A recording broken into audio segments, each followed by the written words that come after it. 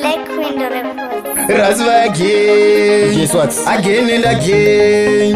Lord is Nini.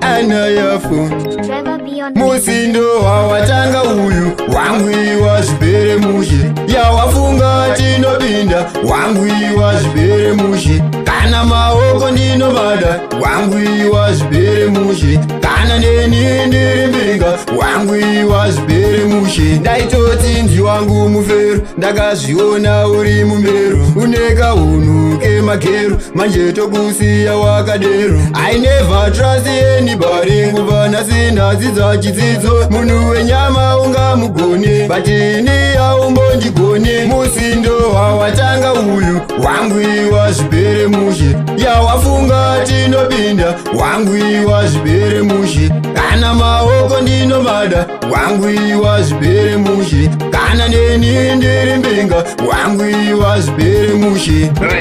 I told you before, don't trust anybody, but you don't understand me. Now, look at what you have done to yourself.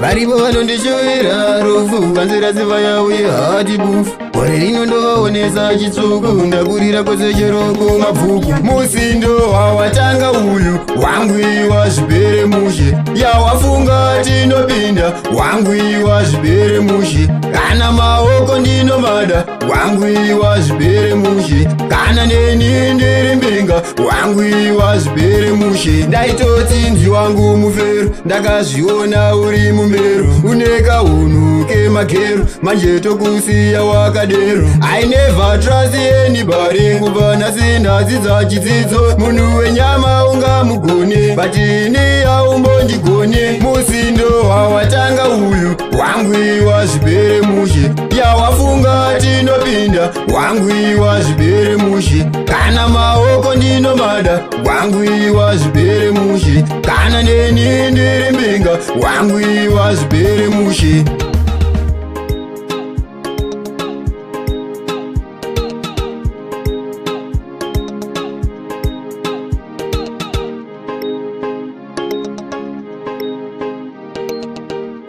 Trevor Beyond the Beat.